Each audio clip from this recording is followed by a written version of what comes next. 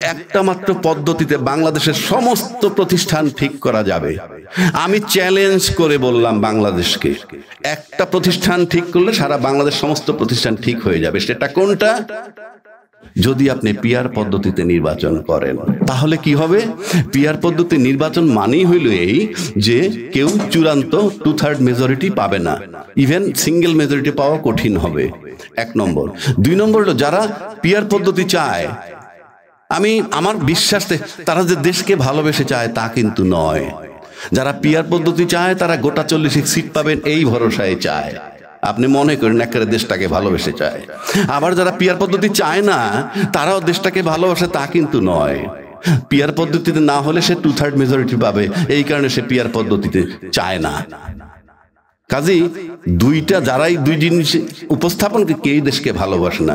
কিন্তু আমরা মনে করি এই মঞ্চে এই মুহূর্তে যারা বসে আছে, হাসিন ভাইকে আমি মেনশন করবো, বা আপনাদের মধ্যে যারা দেশকে ভালোবাসেন তারা কিন্তু ভাববেন পিআর পদ্ধতি জাস্টিফাইড। কেন?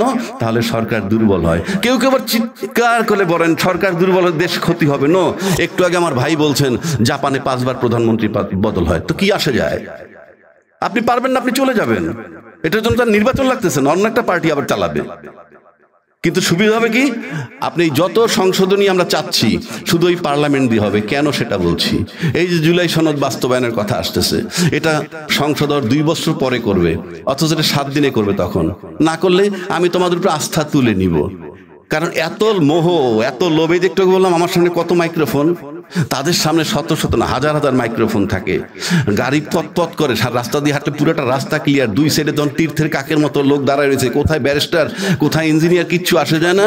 উনি আধা ঘন্টা ধরে লাইনে খাড়া করে রয়েছে, রাস্তাটা বন্ধ। খুব তৃপ্তির ঢেকুর তোলেন। সাথে যদি তার নাতিপুতি থাকে, খুব ভাল লাগে, দেখো তোমার দাদা যাচ্ছে আমার জন্য পুরো রাস্তা। দেশটাকে নিয়ে গেছে সেই জায়গায়, দায়িত্বের জায়গায় নাই, তাইলে বহু লোক জীবনে পদত্যাগ করতো। কেউ কেউ বলেন বিদেশ থেকে এসে দেশ ঠিক করবেন, তা আমার ভাই 100 ভাগ বাংলাদেশি লোক তো পালায়ে গেছে। কাজী বিদেশ থেকে এসে দেশ ঠিক করুক, কিংবা যে আমার দেশের জন্য মঙ্গলজনক। যেমন আপনি 24শে জুলাই, 36শে জুলাই, যেটা 5ই আগস্ট, ওই দিন যারা এই ফ্যাসিস্ট সরকারের সরানোর জন্য বুকের তাজা গুলি নিছে, সে যদি রাজাকারের নাতিও হয়, সে সেদিন আমার মতে মুক্তিযোদ্ধা। আর সেদিন যারা সাংবাদিক বলেন, XYZ লয়ার বলেন, ওই ফ্যাসিস্ট সরকারের পক্ষে যারা নানান জায়গায় ইনায়া বিনায়া বক্তব্য রাখছে, তারা মুক্তিযোদ্ধার নাতি বা সন্তান হলো, তারা সেদিন রাজাকার। So this is the thing. তো আমরা আজকে যেটা আশা করি যে এই একমাত্র পিআর পদ্ধতি নির্বাচনই হতে পারে একটা সরকার, এবং সেই সরকার হলে বাংলাদেশের সমস্ত ঘুষ কমবে, দুর্নীতি কমবে। কেন কমবে? চাঁদাবাজি কমবে। একদল চাঁদাবাজি করলে আরেক দল যখন বাধা দিবে, তখন সেটা পার্লামেন্টে চলে আসবে। পার্লামেন্টে আসার পর এমপি সাহেবরা বলবে তোমার পোলাপান চাঁদাবাজি নাইলে আস্থা তুলে নিব, তোমার উপর দিয়ে সমর্থন। আপনি লিখে রাখেন। এই সংসদীয় সংস্কার হইলে পরে আর কিছু লাগবে না।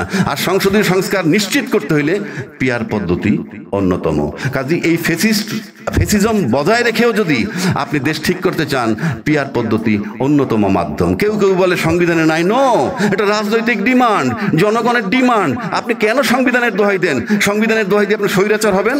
Get lost. আপনি দেশের জনগণকে ভাববেন। আর প্রত্যেকটা রাজনীতিবিদ আয়নার সামনে দাঁড়ায় দেখবেন, জনগণরে ভাবেন না নিজের একার কথা ভাবেন। রাজনীতিটা ছেড়ে দেন। আর যদি জনগণের কথা ভাবেন, আমাদের মতো সিনে টান করে কথা বলেন।